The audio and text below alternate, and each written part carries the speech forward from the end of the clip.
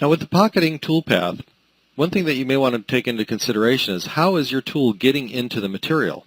Currently, the toolpaths that we have created, our end mill has just been plunging straight down into the material. Let's take a look at what options are available. Now I'm back into my parameters. I'm on the last page, Roughing Finishing Parameters page.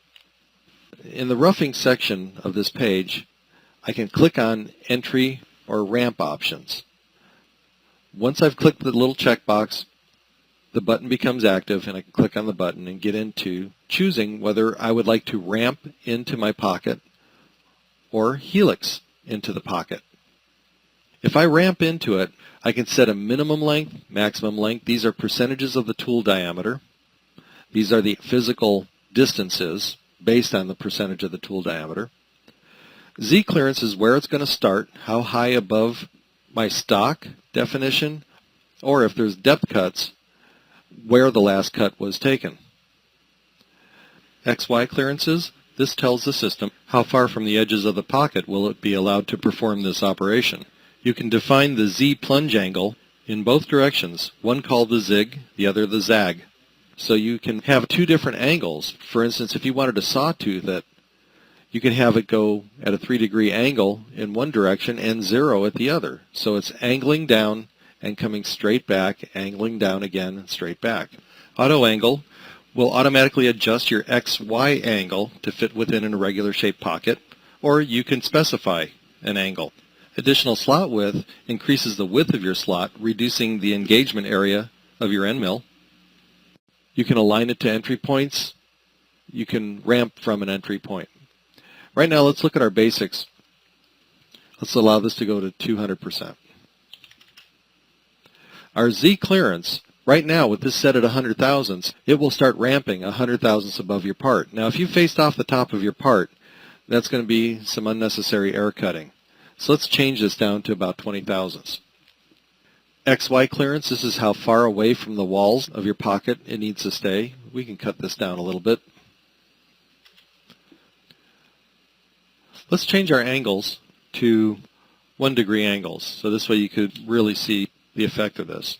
And I'm going to let it go to auto angle. Say OK, OK, regenerate. And I'm going to kind of zoom in on this first pocket, bring it down, and rotate it around so we can get a little better view of what's going on here. And we'll backplot it. Now our tool's going to come over, and now watch what's doing. Now see the zigzag motion? Now it's ramping down back and forth until it reaches its first cut depth, which will be down here at 93 thousandths. And it starts to clear out the rest of the material in the pocket at that depth.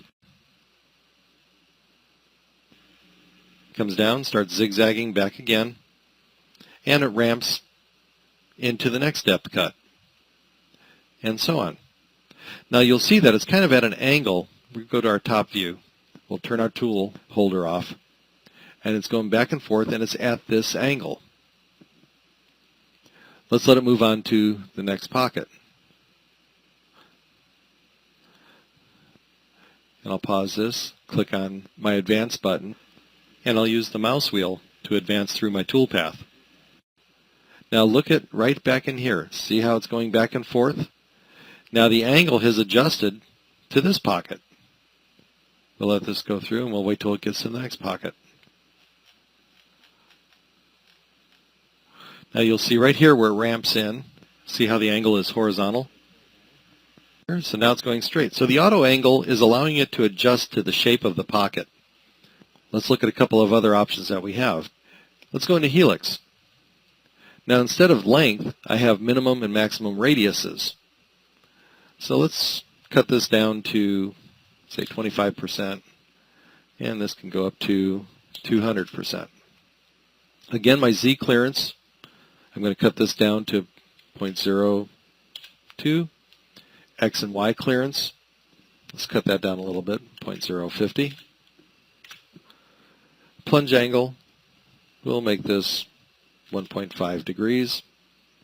We can control our direction, clockwise or counterclockwise. If all entry attempts fail, what do you want it to do? Do you want it to plunge or skip the operation? We can change the feed rate to utilizing the plunge rate that is at the front toolpath parameters page, or to go by the feed rate of the normal cut speed. We'll say OK. OK, and regenerate this. You'll see that the tool spirals down into the work, starts to pocket that depth, spirals down again, and so on. Now, another option that we have available to us is one I kind of like. It's the follow boundary option.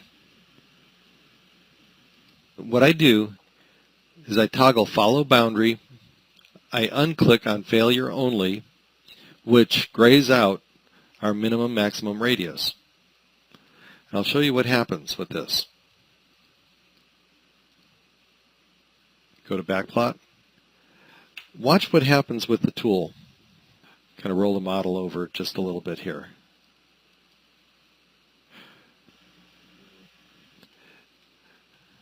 Look at the movement of the tool and look down over here at our Z depth in the lower left corner. As I advance my tool forward, you'll see our Z depth increasing. What it's doing is our tool is following the boundary and ramping down according to the shape of our pocket. Comes in, now it's ramping down one more time.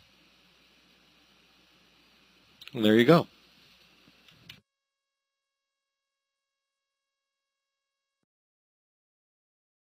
Now with the pocketing toolpath, one thing that you may want to take into consideration is how is your tool getting into the material? Currently, the toolpaths that we have created, our end mill has just been plunging straight down into the material. Let's take a look at what options are available. Now I'm back into my parameters. In the roughing section of this page, I'll click on Entry Motion. And I can choose whether to ramp into the pocket or helix into the pocket. If I ramp into it, I can set a minimum length, maximum length. These are percentages of the tool diameter. These are the physical distances based on the percentage of the tool diameter. Z clearance is where it's going to start, how high above my stock definition, or if there's depth cuts, where the last cut was taken. XY clearances, this tells the system how far from the edges of the pocket will it be allowed to perform this operation. You can define the Z plunge angle in both directions, one called the zig, the other the zag. So you can have two different angles. For instance, if you wanted to sawtooth it, you can have it go at a 3-degree angle in one direction and 0 at the other. So it's angling down and coming straight back, angling down again and straight back. Auto angle will automatically adjust your XY angle to fit within an irregular shaped pocket, or you can specify an angle. Additional slot width increases the width of your slot, reducing the engagement area of your end mill. You can align it to entry points. You can ramp from an entry point. Right now, let's look at our basics. Let's allow this to go to 200%. Our Z clearance, right now with this set at 100 thousandths, it will start ramping 100 thousandths above your part. Now, if you faced off the top of your part, that's going to be some unnecessary air cutting. So let's change this down to about 20 thousandths. XY clearance, this is how far away from the walls of your pocket it needs to stay. We can cut this down a little bit. Let's change our angles to 1-degree angles. So this way you could really see the effect of this. And I'm going to let it go to auto angle. Say OK. Regenerate. And I'm going to kind of zoom in on this first pocket, bring it down, and rotate it around so we can get a little better view of what's going on here. And we'll backplot it. Now our tool's going to come over, and now watch what it's doing. Now see the zigzag motion? Now it's ramping down back and forth until it reaches its first cut depth, which will be down here at 93 thousandths. And it starts to clear out the rest of the material in the pocket at that depth. Comes down, starts zigzagging back again, and it ramps into the next depth cut, and so on. Now you'll see that it's kind of at an angle. We go to our top view. We'll turn our tool holder off. and it's going back and forth, and it's at this angle. Let's let it move on to the next pocket. And I'll pause this, click on my Advance button, and I'll use the mouse wheel to advance through my toolpath. Now look at right back in here. See how it's going back and forth? Now the angle has adjusted to this pocket. We'll let this go through, and we'll wait till it gets to the next pocket. Now you'll see right here where it ramps in. See how the angle is horizontal? So now it's going straight. So the auto angle is allowing it to adjust to the shape of the pocket. Let's look at a couple of other options that we have. Let's go into Helix. Now instead of length, I have minimum and maximum radiuses. So let's cut this down to, say, 25%. And this can go up to 200%. Again, my Z clearance, I'm going to cut this down to 0.02. X and Y clearance, let's cut that down a little bit, 0.050. Plunge angle, we'll make this 1.5 degrees. We can control our direction, clockwise or counterclockwise. If all entry attempts fail, what do you want it to do? Do you want it to plunge or skip the operation? We can change the feed rate to utilizing the plunge rate that is at the front toolpath parameters page, or to go by the feed rate of the normal cut speed. I'll say OK, and regenerate this. You'll see that the tool spirals down into the work, starts a pocket that depth, spirals down again, and so on. Now another option that we have available to us is one I kind of like. It's the follow boundary option.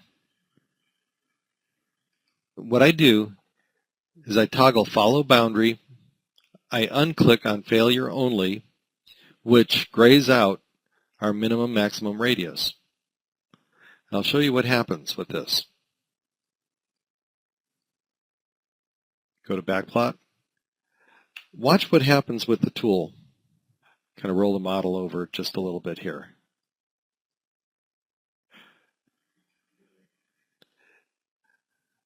Look at the movement of the tool and look down over here at our Z depth in the lower left corner. As I advance my tool forward, you'll see our Z depth increasing. What it's doing is our tool is following the boundary and ramping down according to the shape of our pocket. Comes in, now it's ramping down one more time. And there you go.